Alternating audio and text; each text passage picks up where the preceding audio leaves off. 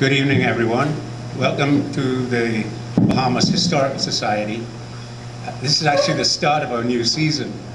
We were postponed in September because of the power outage, and we were postponed again in October because of the hurricane. So I'm glad our guest speaker could make a third attempt.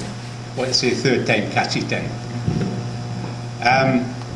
And then I really should give a very warm welcome worldwide because thanks to Robert Dorset, an ex-student of mine, we're on both YouTube and live stream. So people in Australia, UK, USA will be watching just as you're sitting here.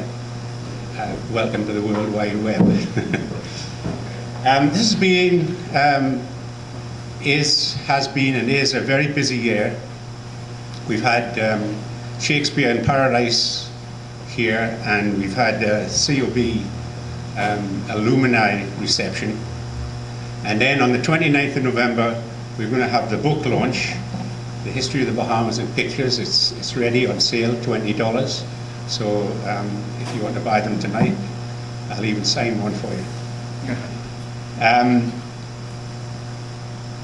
Prime Minister Perry Christie has agreed to come on the 29th at our launch to endorse the book, and so we're going to have a good few officials from the Ministry of Education, Tourism, etc. And at that time, we're also going to have a book sale. Not only are we going to sell the history in pictures, we're going to have a book sale of general Bahamian books, and Virginia Balance has put a trio together, so we're going to have some refreshments and a little bit of Christmas music. So it'll be a festive evening, and we've got wine and drinks and sandwiches, cake, the whole lot. We've got to thank the students at St Andrew's School. We've got Nathan Cates, Alexander and Wellington Shea, who are cleaning and painting the building, and we're trying to get paint donated so that we can be spruced up, hopefully in time for Christmas or a little bit after. The journal, the Bahamas Historical Society Journal, is at the printers as we speak, and unfortunately we'll only be mailing them to paid up members, so if you're not paid up, you won't get your journal. And we have a full schedule of talks for the year. After the launch in November, 31st of January, we've got Professor William Warbury giving the background to the cloisters on Paradise Island. On the 21st of February, Neil Seeley will talk on the old Bahamian books. 14th of March, Claire Simpson on Chamberlain Sisal plantation on Andros. On the 25th of April, we've scheduled the annual general meeting. On Thursday, 31st of May, my wife Jim Lawlor will present Creolizing Tempos in Bahamian History, a historical linguistic survey. And then a big one, on Thursday the 28th of June, Sir Orville Turnquest will be talking about 40 years of independence. And now to our guest speaker at last. Thank you for coming again. She was born and lives in Nassau. She read law at Cambridge University in England and has worked as an attorney since 1986. But she has more than one string to her bow. She is a prolific writer of poetry, short stories and essays, and is a published author. Her articles have appeared in Lignum Vitae, From the Shallow Seas, the Massachusetts Review, Kalalu, River City, the Hampton Sydney Poetry Review, Thamras and BIM. Our speaker has been a guest writer and presenter at several international events, including the Caribbean Women's Writers and Scholars Conference in Florida, Florida International University, the Miami International Book Fair in November 1997, the Caribbean Women Writers Series at Duke University, and she edits for literary journals such as the Caribbean Writer.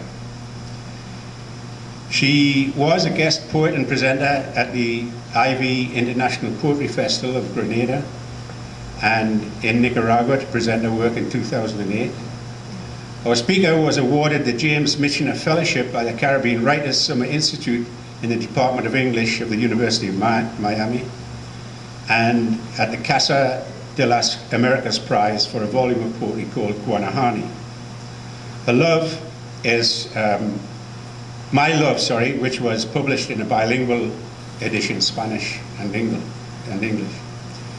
She was the Alice Proskauer Poetry Fellow at the Mary Ingram Bunting Institute at Radcliffe College, Harvard, guest writer at the International Writers Workshop in Hong Kong, mentor to young writers, and I've got to thank her for helping my daughter Lisa in the summer workshops. And her book, Guanahani, My Love, was republished in March by Nehesi Publishers, St. Martin's, Caribbean. Her poetry collection, Bougainvillea Ring Play, was published in 2009. In addition, our speaker is completed a documentary on the women's suffrage in the Bahamas, which is the topic she'll present us tonight. I have great pleasure in introducing Marion Bethel.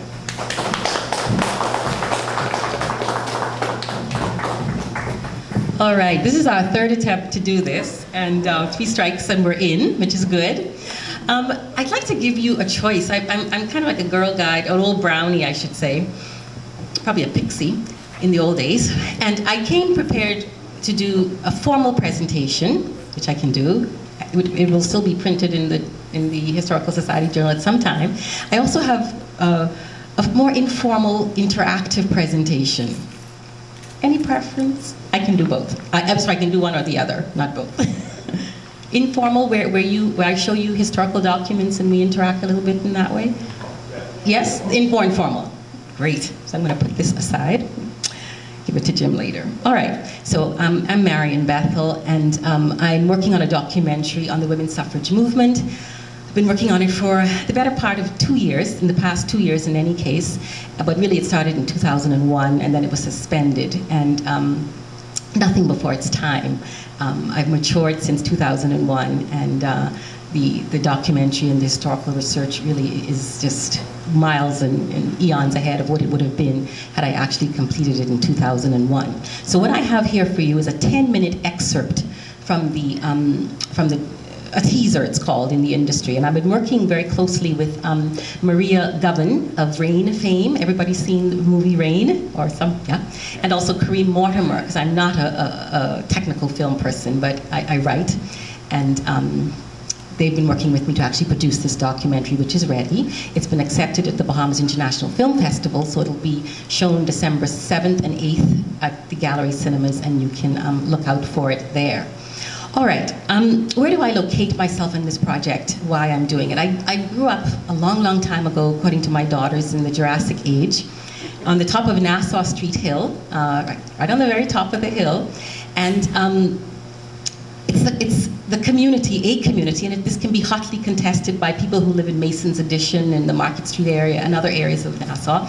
But in this area I grew up in my view, it was one of the bedrocks of what I would call the formation of the modern day Bahamas, in the sense that I lived and grew up with persons like A.F. Adderley, the descendants of A.F. Adderley, Paul Adderley and his family. We all went to church together.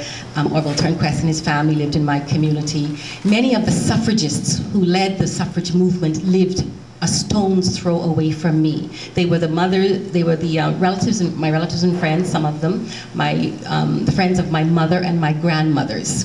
So I could walk from my home to anywhere, to church, to my school, which is now the Dr. C.R. Walker School, Western Junior it was called then, or to the Capitol Theater, or to the Southern Public Library, where I would go every Saturday with my siblings to read the Grimm's fairy tales under the eye of Miss Lillian Coakley. That was a Saturday morning ritual in my home. Apart from the wonderful books that were already in my home, we all went there, and then we would go to the Capitol Theater if we were really, really good after that.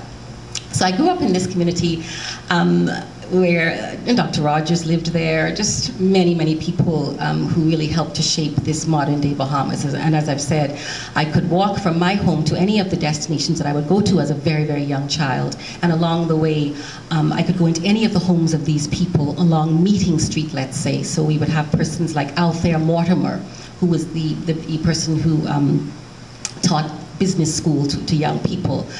We went to church together. All right, I also went to church with Ivy Mackay, who was the first woman to register, first woman to vote in the Bahamas.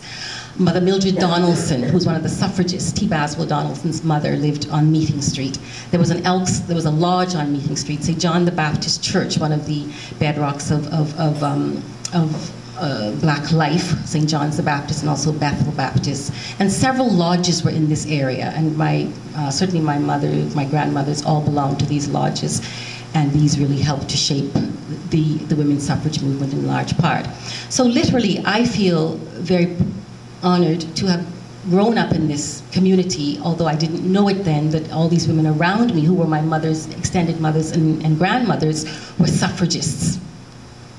I didn't know that, obviously. I was too young to know it. But I literally feel that I breathed in the air that these women breathed out, and that has really infused me and carried a lot of the spirit of what this documentary is about.